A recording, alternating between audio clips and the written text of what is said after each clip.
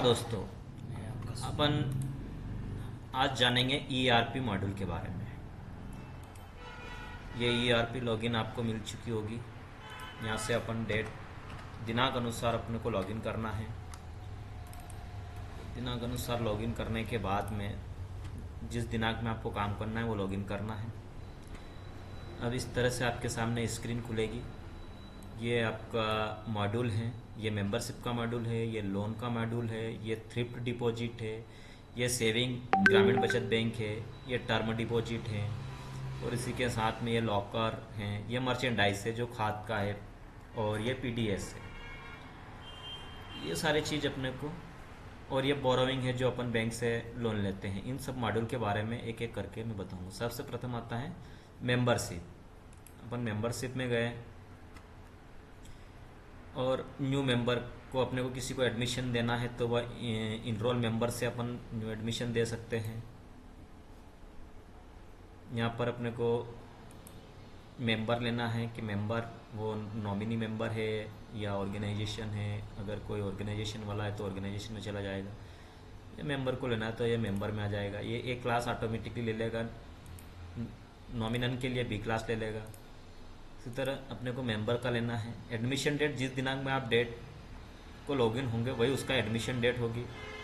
तरह से ऐसे पूरे फॉर्म आएगा। ये फॉर्म फिलअप करना है, सिंपल सा फॉर्म है, उसकी बेसिक डिटेल है और आगे बढ़ना है। यहाँ से अपन उसकी दे सकते हैं। ये दे रखा है एड्रेस डिटेल है, उसका नॉमिनी का है, उसका गार्डियन का नाम है। उसको सेव करके अपन आगे बढ़ सकते हैं।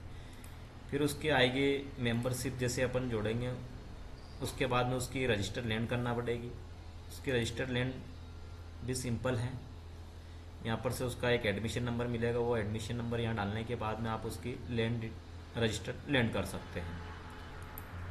और उसके बाद में उससे शेयर डिपॉजिट कर सकते हैं। ये जैसे शेयर डिपॉजिट है, आसान है शेयर डिपॉजिट करना उसका, यानी कि अंशपूंजी से लेना। यहाँ से अपन उसका डिटेल देख सकते हैं। ये कस्टमर है, यहाँ पर अपन व्यू करेंगे। यहाँ पर ओल्ड एडमिशन नंबर डाल के अपन भी उसको सर्च कर सकते हैं। ये जैसे ये है तो अपन उसको एक को सिलेक्ट करेंगे और इसे सर्च करेंगे तो उसकी जानकारी आ जाएगी। ये उसकी जानकारी आ गई। अब अपने को ये वाउचर टाइप में अगर कैश में जमा कर रहा है तो कैश लेना है, ट्रांसफ़र में अगर लागू से अगर हैं तो उसको ट्रांसफ़र में लेना है। यहाँ पर अपन कैश ले लेते हैं। सोसाइटी वाउचर, आप जो सोसाइटी का वाउचर नंबर रहता है वो डाल सकते हैं, उसको छोड़ भी सकते हैं। यहाँ लेजर फोलियो नंबर डाल सकते हैं उसका, और अंशपूंजी उसकी जितनी राशि है वो जमा कर के अमाउंट यहाँ पर डाल के अपन उसे सेव कर सकते हैं।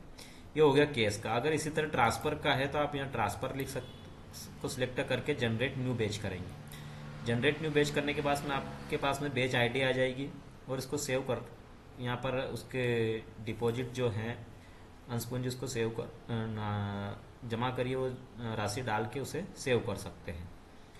तो ये ट्रांसफ़र से हो जाएगी। ठीक है सर, ये है आपका मेंबरशिप का। और शेयर डिपॉजिट था। इसी तरह अगर उसका विड्रॉल भी कर सकते हैं अपन, शेयर विड्रॉल भी कर सकते हैं। अगर अंशपूंजी उसको निकालना है तो यहाँ से अंशपूंजी उसको निकाल सकते हैं। शेयर विड्रॉल पे गए, यहाँ पर उसका पुराना एडमिशन नंबर डाल के भी, सोसाइटी का एडमिशन नंबर डाल के भी उसे ढूंढ सकते हैं। ना इसे व्यू करेंगे तो यहाँ पर भी आ सकता है। उसका नाम से सर्च कर सकते हैं, फादर के नाम से सर्च कर सकते हैं, मोबाइल नंबर से या आधार कार्ड से भी सर्च कर सकते हैं, आपने जो डीसीटी में डाली थी। यहाँ पर जैसे ये एक व्यक्ति को लिया अपन ने, इसका अंशपूंजी अपने को निकालना है